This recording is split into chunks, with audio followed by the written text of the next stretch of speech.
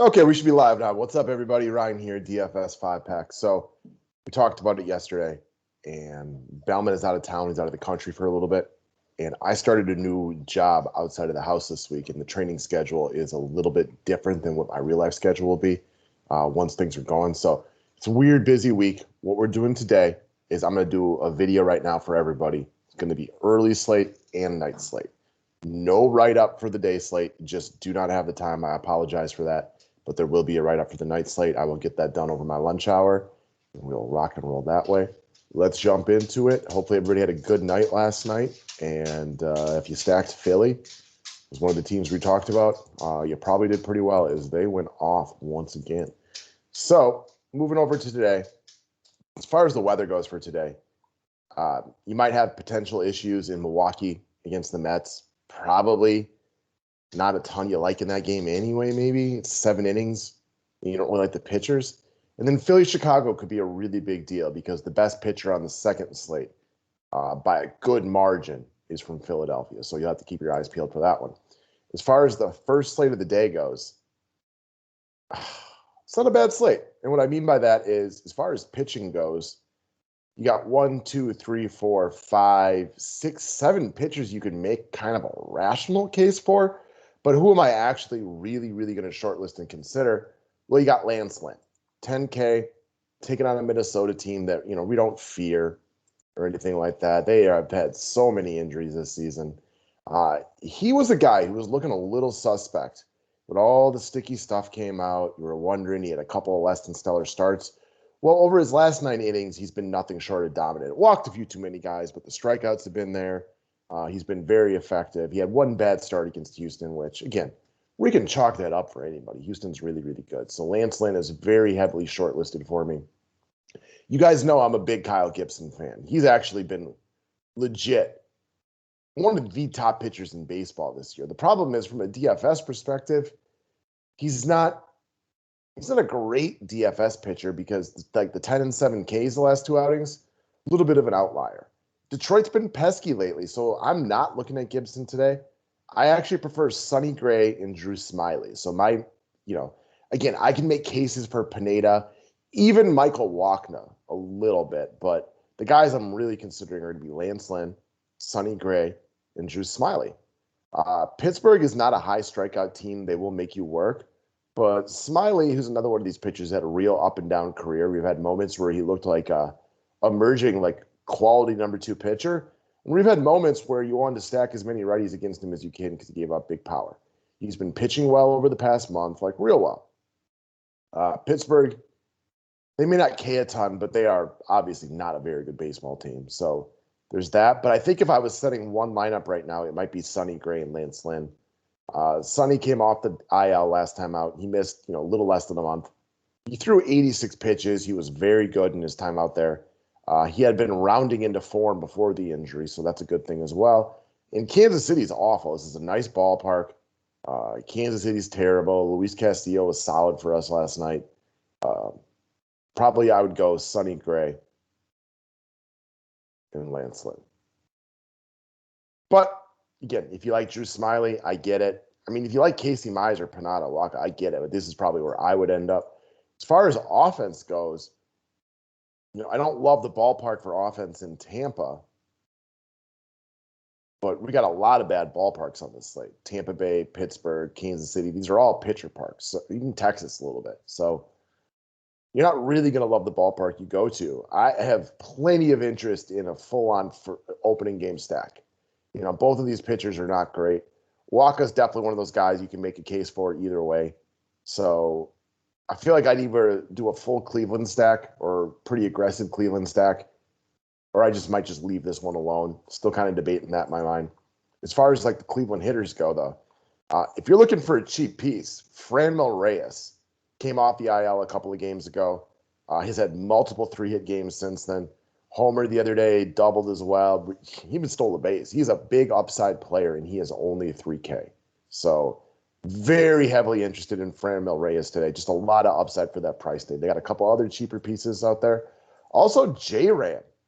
Again, really cheap for who he is. This is a guy you regularly see in the mid fives. Only 4,800 today. I mean, I guess I talked about a full-on stack, but if you want to just go J-Ram, Franmil Reyes, I'm on board. You got CESAR HERNANDEZ leading off, playing fairly well recently, only 3,300. So you can do really well with Tampa or Cleveland guys here being very, very affordable. As far as Tampa Bay goes, much of the same as far as affordability. A Rosarini is under 5K.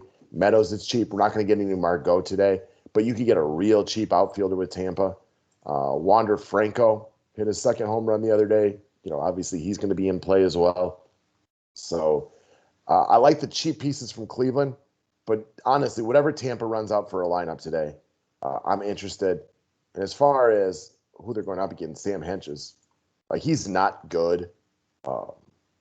You know, like any starter in baseball, he's capable of playing well. He also doesn't really go very deep into ball games. So then you move over to the Cleveland bullpen. So I wouldn't, if you want to be a little different, like lefties from Tampa Bay probably don't get very owned, to be my guess. All right, next up, Atlanta against Tampa. So Will Crow's not good. Atlanta's got a lot of like good names, right? With Freddie Freeman, Ozzie Albies, Acuna. They are really expensive though, and they've gone ice cold the last couple days.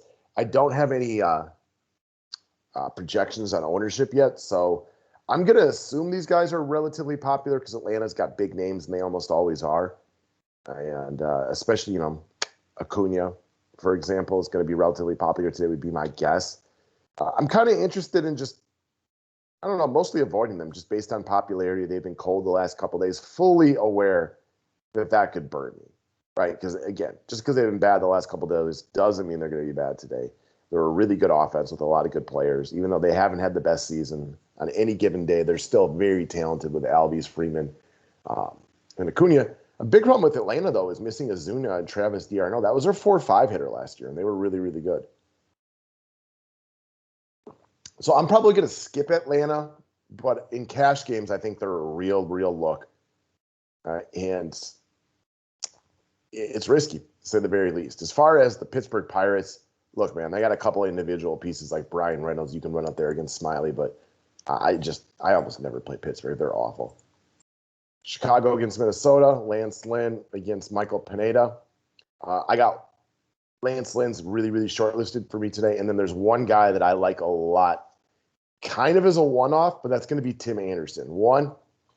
Not his best season, but he's a good DFS player. The stolen bases, the hits, the power, it's all there and ready to rock and roll. Also, you got Pineda coming off like a month off. He could be a little bit rusty, especially early. And then usually we're really only interested in Tim Anderson against lefties, but he has absolutely owned Michael Pineda in his career. We're talking 9 of 15 with 3 bombs and 2 doubles. So that's big, big, big, big time ownership. And I'm going to assume that Anderson's like a one-off you can use that not a ton of people are going to go to today. So I think that puts us as a nice way to separate ourselves. I'm assuming like Franco, maybe Swanson, those guys get a little bit more love. It is a weaker shortstop slate, so that is not going to help him be low owned, but I like Tim Anderson a lot as a one-off today. Detroit versus Texas. No interest in the Detroit bats. Kyle Gibson has been nothing short of sensational since he had the worst first inning of the year. And Casey Mize has been respectable, so I'm not really looking for, bad Texas bats in this situation. Last up, Kansas City against Cincinnati. Singer against Gray.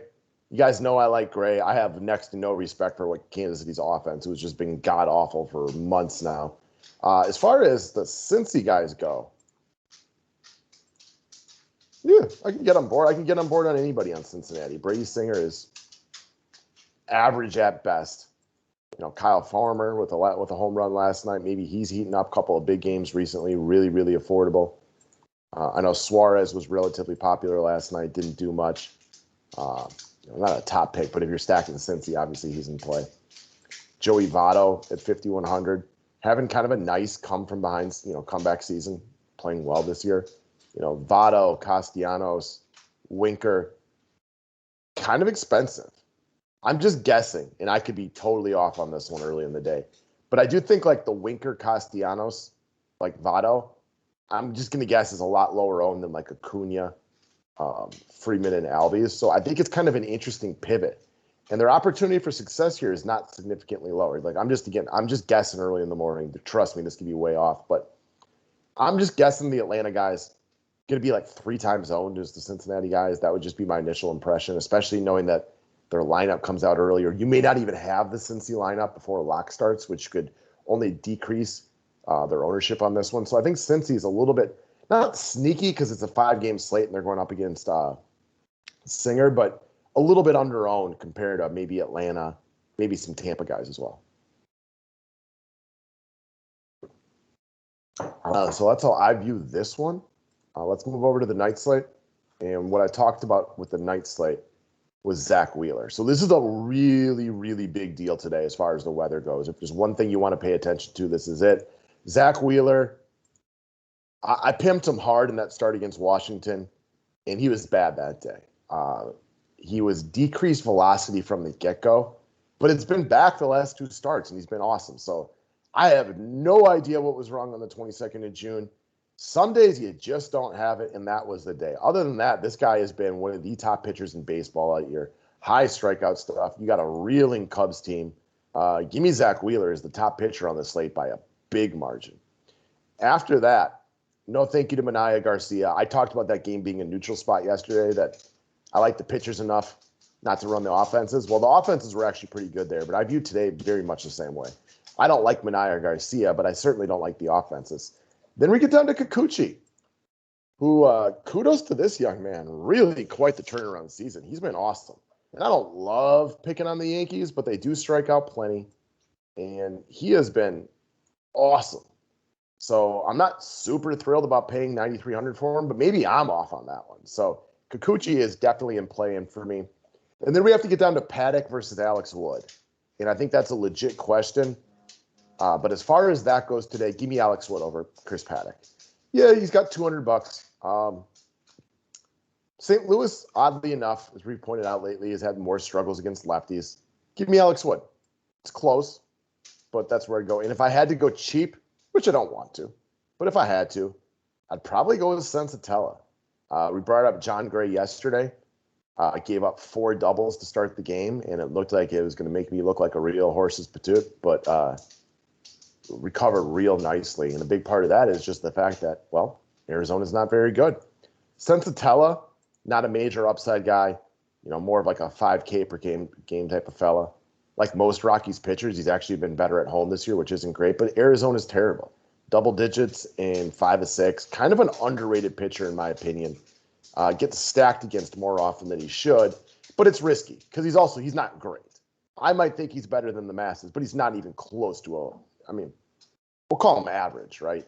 And people pick on him like he's below average, but he's certainly not like an above average pitcher or anything like that. So for pitching, Sensatella, cheap long shot, don't feel good about it. Wheeler, if that game plays, he's by far the top option in my opinion. Then Kikuchi and Alex Wood. Like if Wheeler's out of play, I probably go Kikuchi, Alex Wood.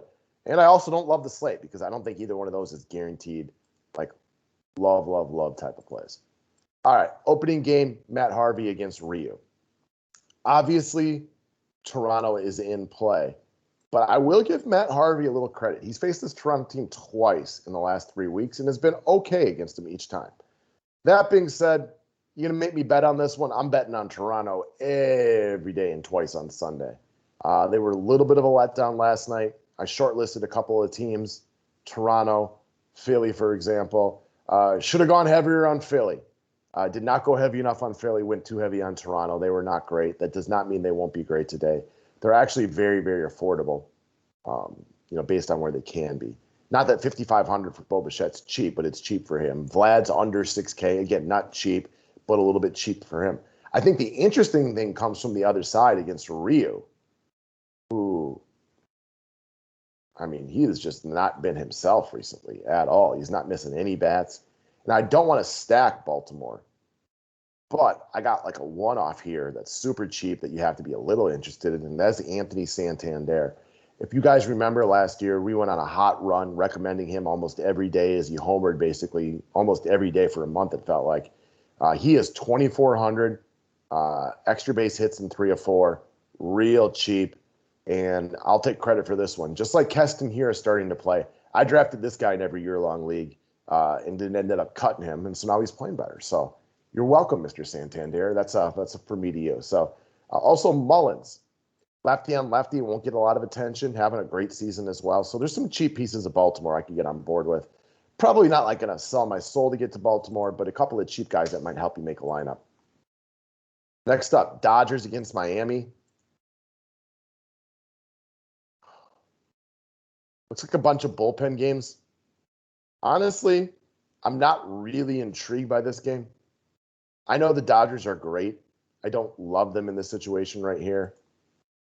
If you want to get there, cool. I mean, I just don't like them enough to try to use a stack in this ballpark, I guess is the best way to look at it. All right, Mets against my Brewers. Game got rained out last night, so they're doing a doubleheader today. These games are 7 innings, which automatically makes you more interested in the pitchers, except the pitchers here are terrible. But a 7-inning game, too big of a slate for me to want to end up there. All right, let's move over to Philly. If this game plays, look, man, as I was hard recommending Bryce Harper yesterday, if you guys remember, the verbatim was 2 walks is a sign that Bryce is about to go on just a tear right here. And as much as I can see it not being great, it's a tough fade. Well, it's even tougher today. When Harper gets rolling like this, he is as good as any hitter in baseball. He is only 4,600. He gets a plus matchup with Alec Mills. McCutchen's hot. Herrera is day-to-day, so if he's leading off, he's good. And then the guy I was suspect on yesterday was Segura because he had just, I don't know, he hadn't looked great to me recently. Well, he got rolling yesterday as well, and he is dirt cheap. So I think Philly gets a lot of love, would just be my early day guess because they've done people so well the last couple of days. You got Realmuto, who is way too cheap. I mean, he might have been one of the easier hard recommends of the season yesterday. At 3,700 at the catcher, I said, let's just eat the chalk here and just roll with it. 3 straight double-digit games, only 3,400. He should be insane chalk again today. In cash games, assuming this game plays, just load up on Philly would be my recommendation. Oakland versus Houston, as I kind of already mentioned, not overly enticed by this game. Colorado against Arizona. So here's the catch right here. We already kind of talked about Sensatella. We got kind of a no-namer going for Arizona today in what appears to be kind of a bullpen game. The problem with this one is these offenses are not good. The Rockies have been terrible away from home this year. Arizona was projected to be more popular than they were yesterday. So, I mean, I don't think people go there a lot because they're also not very good. Yeah, David Peralta is dirt cheap. The problem is David Peralta had a good day yesterday, so maybe I shouldn't be talking smack about him today, but just has been a long time since we've seen this guy be a good hitter. So I think you got some cheaper Arizona pieces you can fill in with. But I'm not selling my soul to get to Arizona. They don't have great power. They don't steal a ton of bases. They're just not very good. All right, St. Louis against San Francisco. I'm probably using Alex Wood, so obviously I'm not really trying to get to the St. Louis bats. And then against Johan Oviedo, or however it's pronounced. He's not great. I could get on board with San Fran. I like San Fran a lot more as a real-life team than a DFS team. They don't have great power. They don't steal a ton of bases. You want to one-off a Brandon Crawford or Yastrzemski, cool, but they're very pricey. So I'm probably mostly off this game. All right, next up, Washington against San Diego. I opted for Wood over Paddock. Doesn't mean Paddock is in play. But then we move over to the San Diego side of things. Time to toot my own horn a little bit again. Hard recommend for GPPs yesterday was Will Myers. He went off. I like him again today. Dirt cheap, on fire, big-time career numbers against Patrick Corbin. Give me all the Will Myers I can possibly handle. As far as the rest of the guys in this team go, you know, Tommy Pham, pinch hit yesterday. That's a good sign. He'd been a little cold. Now he's got a lefty today. Give me some Tommy Pham. Obviously, Tatis is great, so he's clearly in play. And then Manny Machado, absolutely on fire. So I like the Machado, Tatis, Pham, Will Myers stack. And you can get that done today if you don't use Zach Wheeler. And if you want to fill in with a lefty like Hosmer or Cronenworth, go do your thing. But I like San Diego a lot today. Last game of the night, New York against Seattle. Kikuchi against Herman. Look, there's one guy I can make a case for. It's Giancarlo Stanton against Kikuchi. I sat there for a long time yesterday trying to debate between Will Myers and Stanton of who I wanted to put as my GPP recommend.